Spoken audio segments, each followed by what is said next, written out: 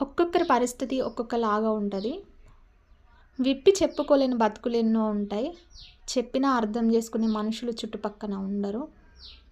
ఇంకా పెళ్ళైన ఆడపిల్లల విషయానికొస్తే, మన ఇంటికొచ్చే అమ్మాయి మంచిదై ఉండాలి. ఈ కాలానికి తగ్గట్టుగా చదువుకొని ఉండాలి.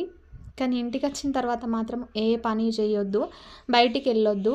నీకు ఇంటి దగ్గర నువ్వెంత సున్నితంగా ఉన్నా నీకు రాకపోయినా సరే గానీ, ఇక్కడికచ్చినంక మాత్రం బురదల పంది లెక్క బొర్లాల్సిందే అంటారు. అంటే పొలం పనులు చేసేటోళ్ళందరూ చీపని గాదు. వాళ్ళందరూ మస్తు గ్రేట్. వాళ్ళు చేయబట్టే అందరికీ ఒక ముద్ద నోటికోతుంది ప్రతి ఒక్కరికి గానీ, ఆడపిల్లల్ని చేసే టార్చర్ గురించి మాట్లాడుతున్నా నేను. ఇంకా వీళ్ళని, వాళ్ళని ఎగ్జాంపుల్‌గా చూపించుకుంటూ మస్తు ఘోరంగా టార్చర్ చేస్తారు. అదేంది పెళ్ళికి ముందు ఇట్లా అన్నారు గదా! నాకు చేతనైన పని నేనేదన్నా జేసుకుంటా అని మాట్లాడితే, అదేదో నువ్వు పెళ్ళికి ముందే చేసుకొని సంపాదించుకోవాలి గానీ, గిప్పుడు మాట్లాడుతున్నావు నీకప్పుడు చేత కాలేదా అని చెప్పేసి మాట్లాడతారు.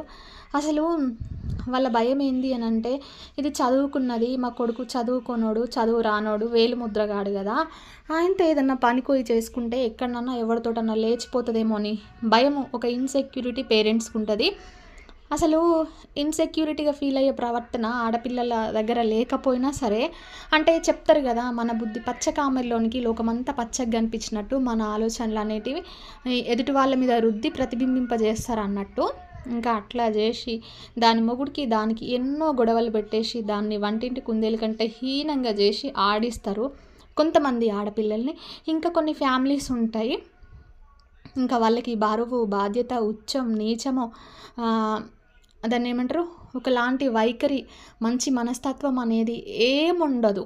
అడవిలో జంతువులుంటాయి, ఇంట్లో మనుషులుంటారు. అంతే తేడా.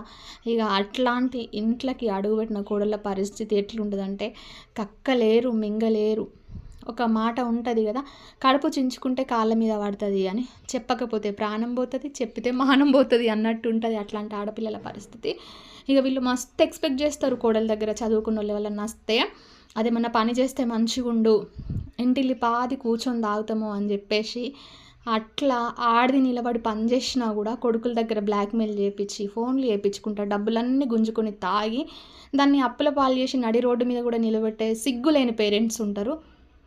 ఏందో ఏమో వాళ్ళందరికీ ఒకటే, మేము మంచిగా చూసుకుంటలేం గదా! టార్చర్ చేస్తున్నాం గదా! అని చెప్పేసి నీ పెళ్ళాం ఉండదు నీకు అని జెప్పేసి కొడుకుల బ్రెయిన్ వాష్ చేస్తారు. అసలు వీళ్ళెళ్ళిపోతే బావుంటది అత్తలు మొగుళ్ళ దగ్గర నుంచి ఫస్ట్.